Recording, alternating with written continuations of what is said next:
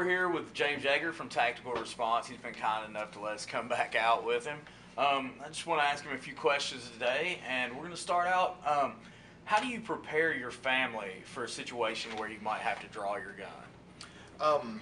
That's kind of a tough question, and it's very complicated. And each family is going to have its own, needs and specifications, things like that. But I'll just tell you what I did with my wife and two kids.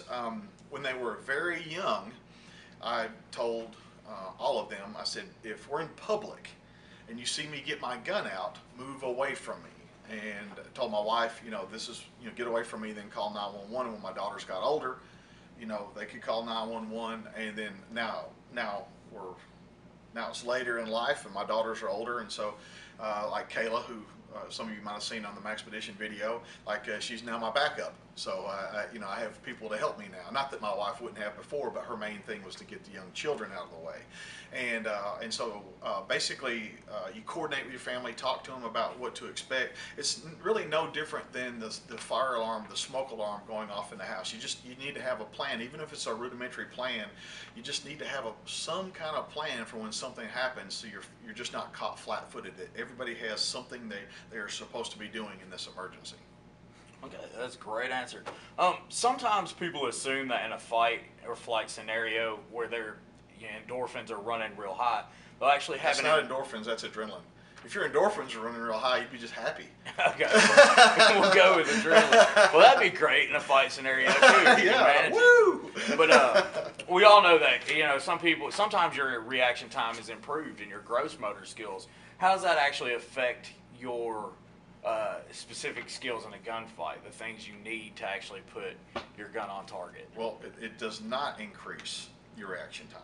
Okay. Adrenaline actually decreases your reaction time. I have a YouTube video on OODA loop, basically the cycle that the brain goes through when making decisions. And on the decide phase is Hick's Law. And basically Hick's Law states that the more options we have, the longer it takes us to decide what to do. When we are under the effects of adrenaline, when the heart rate gets above around 165 beats per minute, it varies, maybe 160 for some, 170 for others, but when it gets above around 165 beats per minute, we lose most, if not all, of our cognitive thinking skills. And if you can imagine the brain in its three parts, the gray folds on top, it's where we live, where we think about religion, contemplate philosophy, do math and things like that.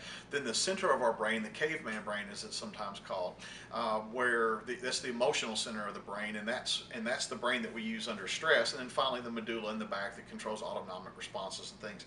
And the problem is we on the range, we're using the big part of our brain with the gray folds, and we're really smart, and we can count how many bullets we shoot and stuff like that. But under stress, over 165 beats per minute with that adrenaline flowing through our body, we don't use that brain. We use the caveman brain. The caveman brain doesn't count that well. It doesn't think that well. And so we're basically, we revert back to that. Now, that affects Hick's Law, because we decide like ahead of time, if that guy starts shooting, I'm going to do this. And then that happens, the adrenaline rush comes on, and then the caveman goes, ugh, me not know. And so you're like, sometimes it slows things down. And so if we look at our top tier military units, SEAL teams and Delta and those guys, basically what most people do is they practice until they get something right. What those kind of people do is they train until they cannot get it wrong.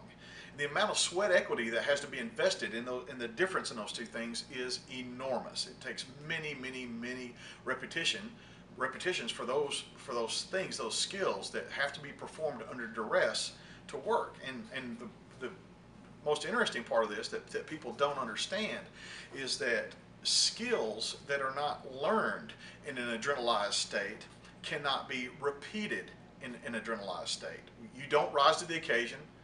You don't default to your level of training. You do default to the level of training that you've mastered. And if all you've mastered is unstressful shooting with your pistol or whatever the case may be, that's all you're going to be able to do. If it becomes stressful, it's not going to work out so well. Did I answer your question? Absolutely. And actually going on with that, You are a big proponent of excess big dot. Can you explain kind of how that comes into the whole situation where your adrenaline's running and you need? Yeah, sure. Excess big dots are designed for shooting people that are trying to kill you.